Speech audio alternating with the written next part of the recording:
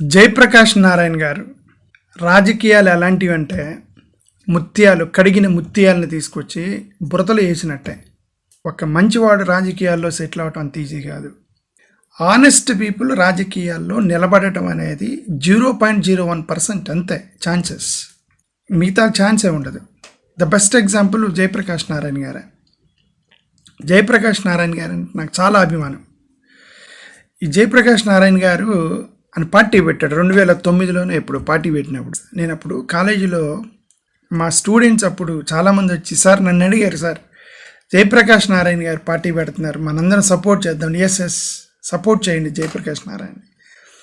ఎందుకంటే ఆయన పార్టీకి పెట్టినటువంటి కొన్ని సిద్ధాంతాలు ఎక్స్ట్రాడినరీ సిద్ధాంతాలు పెట్టాడు ఆయన. అసలు ఫస్ట్ ఆయన లోక్సత్తా అని ఒకటి పెట్టాడు, లోక్సత్తా మూమెంట్ అని ఒకటి పెట్టారు. కోరుకుంది మీరేం లేదు, మీరు జస్ట్ ఎక్కడో ఎతకాల్సిన అవసరం లేదు, వికీపీడియాలోకి వెళ్ళి లోక్సత్తా పార్టీ అని కొట్టండి, అక్కడ వచ్చేసేది. నేను చెప్పే తప్పేం కాదు. లోక్సత్తా పార్టీ అని వికీపీడియాలో కొట్టండి. మీరు ఎక్కడ ఆర్టికల్స్ న్యూస్ పేపర్లు ఏం అసలు వికీపీడియాలో కొట్టండి. ఓకే, ఇప్పుడు నా ముందు వికీపీడియా ఉంది, అక్కడ ఏం రాశారో నేను చదువుతున్నాను చూడండి. Loksatta, the party intends to further the causes of Loksatta movement including a reduction in the size of the cabinet.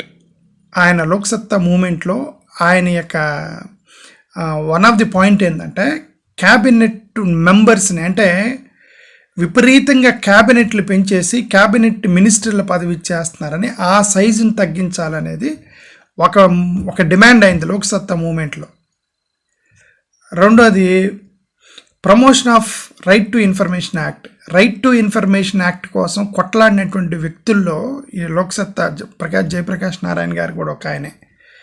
మూడోది disclosure of criminal records and assets of the political parties, political leaders. రాజకీయ నాయకుల యొక్క కేసులు ఏమేమి ఉన్నాయి, వాళ్ళ ఆస్తులు ఎంత ఉన్నాయి అనేది డిస్క్లోజ్ చేయాలి అని చెప్పి ఆయన పార్టీ సిద్ధాంతం పెట్టుకున్నారు.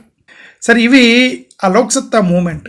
లోక్సత్తా పార్టీకి కూడా ఒక సిద్ధాంతం ఉంది, మెయిన్ సిద్ధాంతం ఉంది. ఆ సిద్ధాంతం ఈ వికీపీడియాలో ఏం రాశారో చూస్తున్నాను. ఐడియాలజీ అని ఒక టాపిక్ ఉంది దాంట్లో లోక్సత్తా పార్టీలో. ఐడియాలజీ అంటే జయప్రకాష్ నారాయణ గారి ఐడియాలజీ ఏంటంటే the political goals of Loksatta include political, economic and social equality for all the people. Political and social equality for all the people అనేది ఆయన యొక్క ఒక మెయిన్ ఎయిమ్. గవర్నెన్స్లోకి ప్రజల్ని మీరు ఇంక్లూడ్ చేయాలనేది ఆయన ఒక demand. And to reform the government to make a less corrupt, note this point, make a less corrupt and more accessible and responsible to the people. ఇది ఆయన ఎయిమ్.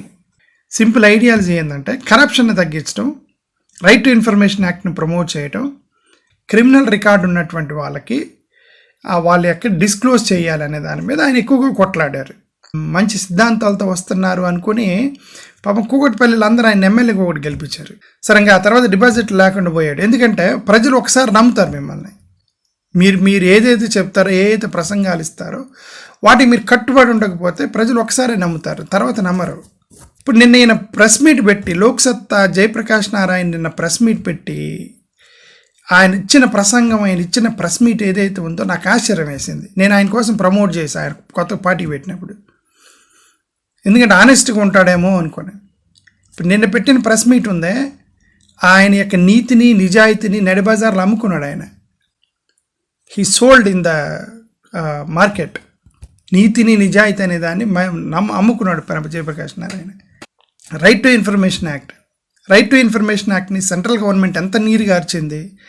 ఈయన యొక్క మూమెంట్లో ప్రధానమైన పార్టీ రైట్ టు ఇన్ఫర్మేషన్ యాక్ట్ని promote చేయటం.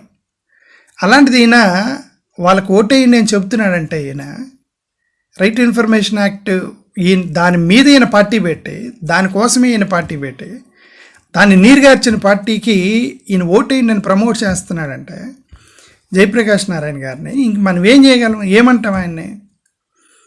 Corruption, less corruption అంటున్నాడు. Less corruption చేయాలి అంటున్నారు, చేయాలని పార్టీ పెట్టాడు.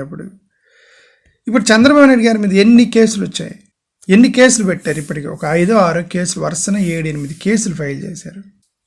మరి ఇంక ఆ పార్టీకి ఏమని చెప్తున్నాడుగా ఆయన? ఇండైరెక్ట్గా డైరెక్ట్గానే చెప్తున్నాడుగా, మీరు ఆ పార్టీకి వేయండి అని. కరప్షనే కదా. సరే, మూడోది ఏదో క్రిమినల్ రికార్డు ఉన్న వాళ్ళకి మీరు ఓటేయొద్దు అనేది అనేది ఆయన యొక్క పార్టీ పెట్టినప్పుడు. ఇప్పుడు మీరేం లేదు, మీరు ఆన్లైన్లోకి వెళ్ళి నేను చెప్పలేక బోర్ కొట్టేసింది ఆ పార్టీ పేర్లు చెప్పి. మీరు ఆన్లైన్లోకి వెళ్ళి the most criminals in which party అని కొట్టండి. ఇప్పుడు ఆ పార్టీకి నేను ఓటేయమని చెప్తున్నాడు ఆయన. క్రిమినల్ రికార్డ్స్ ఎక్కువగా ఏ ఎంపీల మీద ఉన్నాయి, ఏ పార్టీ ఎంపీల మీద క్రిమినల్ రికార్డ్స్ ఉన్నాయని చెప్పి చెక్ చేయమనండి. ఇప్పుడు మరి ఆయన దాని మీద పార్టీ పెట్టి క్రిమినల్ రికార్డ్స్ ఉన్న వాళ్ళని నేను డిస్కరేజ్ చేస్తాను పార్టీ పెట్టి వాళ్ళకి ఓటేంటి నేను పబ్లిక్గా చెప్తుంటేనా. ఇంకొక బాధాకరమైన విషయం ఏంటంటే ఇంకెక్కువ మాట్లాడటం అనవసరం ఆయన గురించి. ఆయన అమ్మేసుకున్నాడు, ఆయన నీతిని నిజాయితీని మొత్తం బజార్లో అమ్మేసుకున్నాడు లోక్సత్తా జయప్రకాష్ నారాయణ.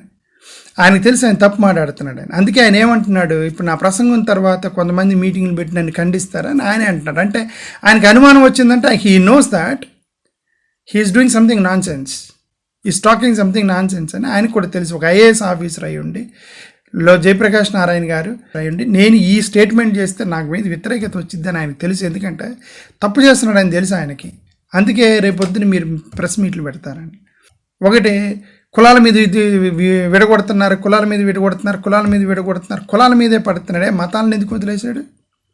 ఏ పార్టీకి ఏమంటున్నావు నువ్వు? మతాల మీద విడగొట్టే పార్టీకి ఏమంటలేదా నువ్వు? కులాల మీదే అని చెప్తున్నావు, మరి మతాల సంగతి ఏంటి? అది వర్గ విభేదం కాదా? అంటే అర్థం ఆయన ఏదో జరిగింది, ఆయనకి ఏదో డీల్ జరిగింది ఆయనకి, అదర్వైజ్ ఈ విల్ నాట్ డూ దాట్. ఆయన యొక్క ఐడియాలజీకి వ్యతిరేకంగా ప్రెస్ మీట్ పెట్టాడంటే ఏదో జరిగిందని అర్థం. ఇంకోటి అన్యాయం ఏంటంటే ఏ ఎగ్జాంపుల్ తీసుకుంటున్నాడు ఆయన. ఫర్ ఎగ్జాంపుల్ అమ్మఒడి ప్రోగ్రాంకి 15,000 కోట్ల రూపాయలు ఖర్చు పెట్టారు, కానీ విద్యా స్టాండర్డ్స్ బాగా లో ఉన్నాయి కాబట్టి అమ్మఒడి ప్రోగ్రాం ఇవ్వద్దని చెప్పి ప్రమోట్ చేస్తున్నాడు ఆయన. 15,000 కోట్ల రూపాయలు అమ్మఒడి మీద ప్రోగ్రాం పెట్టి ప్రజలకి 15,000 కోట్ల రూపాయలు అమ్మఒడి మీద ఖర్చు పెట్టి విద్యా వ్యవస్థని బాగు చేస్తే కూడా ఇంకా బాగుపడలేదన్నారంటే ఎంత దీనస్థితిలో మీరు ఉంచారు దాన్ని. అంతే కదా అర్థం. 15,000 కోట్ల రూపాయల అమ్మఒడి ద్వారా స్కూల్కి రంగులేసి ఇంగ్లీష్ మీడియం పెట్టి ఇన్ని చేసినా కూడా ఇంకా ఆ గవర్నమెంట్ స్కూల్లో ఉన్న విద్యా వ్యవస్థ నాసిరకంగా ఉంది అంటే అర్థం మీరు ఎంత అధ్వాన స్థితిలో ఉంచారు ఇప్పటి వరకు అని అర్థం కదా అర్థం. అంతేగాని ఆ స్కీమ్ని ఎత్తేస్తారా? దాన్ని ఎగ్జాంపుల్ తీసుకుంటే, ఒక విద్యా వ్యవస్థను ఎగ్జాంపుల్ తీసుకుంటాడు ఒక ఐఏఎస్ ఆఫీసరు. ఆయన కష్టపడి స్కూల్లో జగన్మోహన్ రెడ్డి గారు కష్టపడి ఆయన స్కూల్లో విద్యా వ్యవస్థను బాగు చేస్తుంటే, విద్యా వ్యవస్థని ఒక పక్క కరెక్ట్ చేస్తుంటే, ఈయన సింపుల్గా దాన్ని ఎగ్జాంపుల్గా తీసుకొని అదే దాంట్లో ఏదో తప్పు జరుగుతున్నట్టు ఈయన మాట్లాడు. తప్పు జరిగినా సరే ఏదో ఒకటి జరుగుతుంది కదా. 15,000 కోట్లు ఖర్చు పెట్టలేదు, అమ్మఒడి ప్రోగ్రాం ఎత్తేసారు.